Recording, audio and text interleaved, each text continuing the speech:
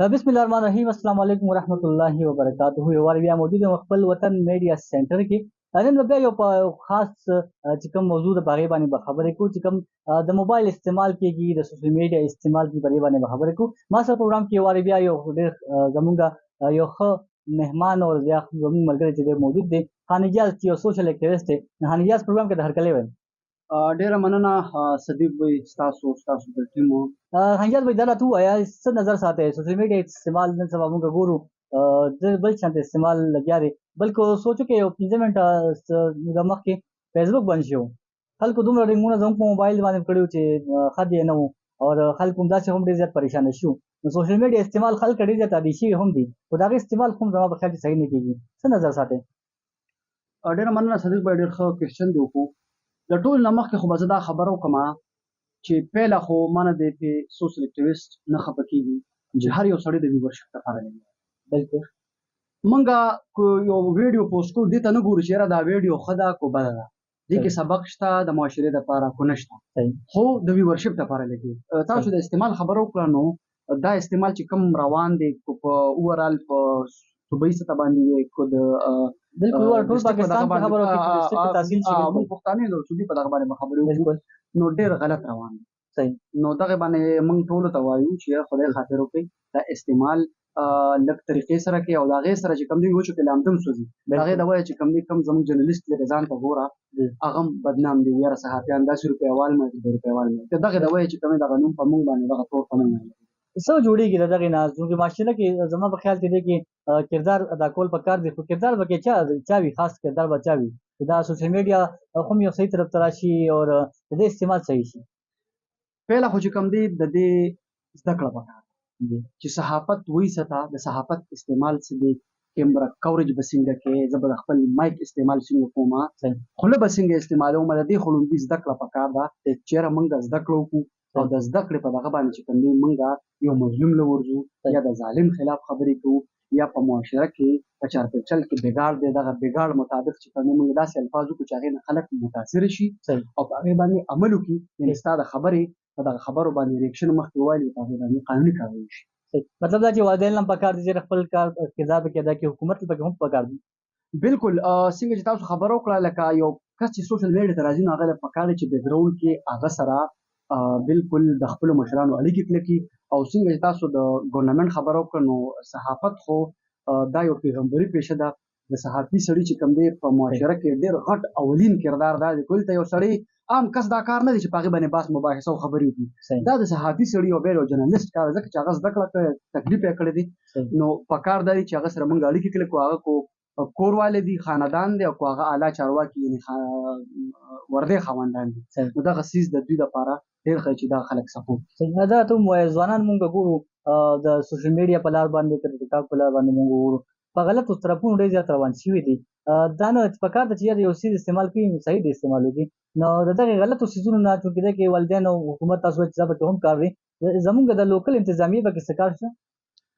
بالکل شته. دلته ما ته پته ده چې پلانکي ټیک ټاکر دی، د پلانکي ځای دی، د ډنګري ځای دی، ما ته خیال بالکل باقاعده په ټیک ټاک نه وایي چې یاره زه د دې علاقې یم. صحیح. دا هغه دی چې کوم انتظامیې د راټینګ دي که نه، هغه څه بکواس په ټیک ټاک باندې کوي، څومره بکواس کوي. خپل خاندان خو یې پرېږده چې خپل مور او پلار ته څه نه وایي که نه، ځکه چې د هغوی په هغه تربیت کې زه به غفلت شوی، دا خو زه بار بار خبره کوم چې کله غفلت کم وشي نو بیا به معاشرې ته یو غلط میسج ورکړي. پوه شوې؟ نو والدین صاحبان یو اولین کردار دی، هغه ته غفلت شوی دی. اوس چې کوم واکداران دي او هغوی ته پته لګي یو ټیک ټاک ایپ دی، دوی څومره آمدن دی خپل وطن ته.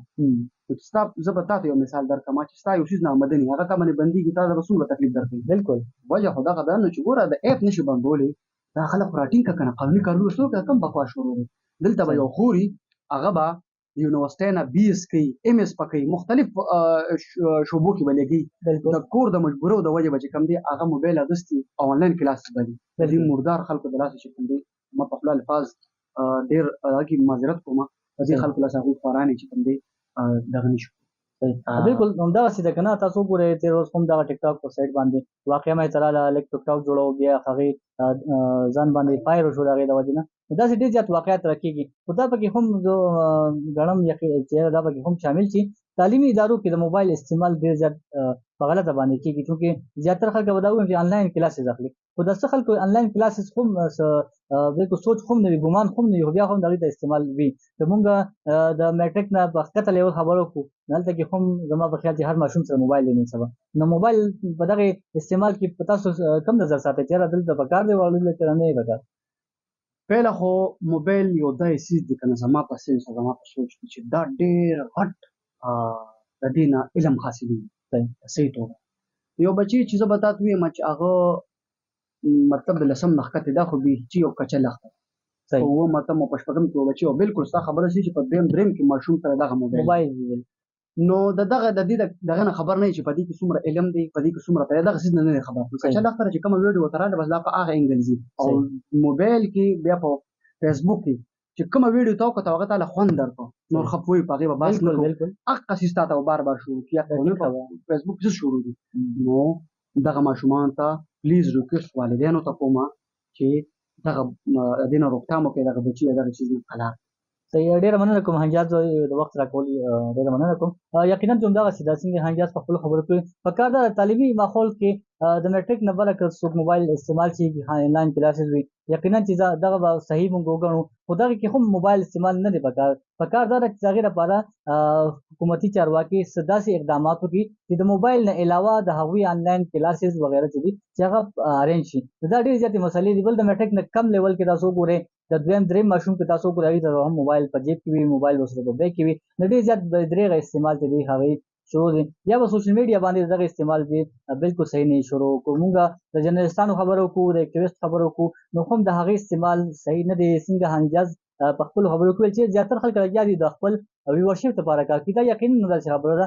هر سړی ګوري چې یاره زما په دې ویډیو باندې ګنټه کې څومره ویورز راغلل، 2 کې څومره راغلل، 3 کې څومره راغلل، بیا پسې نور ګوري. دا به کې چونکې مونټایزیشن د هغه یو ځان له خبره ده، خو زیاتره خلک په دغې باندې لګیا دي چې زما ویډیو ډېر خلک وګوري او دغې کې دا نه ګوري چې دې ویډیو سره زما علاقې څومره بدنامي کېږي، زما د پښتون د زنانه زما د هغې څومره بدنامي کېږي. دې څیز ته بالکل نه ګوري. کوشش وکړئ چې دغه ټول څیزونه په یو نظر کې ساتئ، د خپل د علاقې چې دی د هغې د بدنامۍ سبب بالکل مه جوړېږئ او د هغې پازیټیو کردار چې دی هغه وړاندې کړئ. انشاءالله بیا به تاسو سره راځو، تر هغې اجازه راکړئ.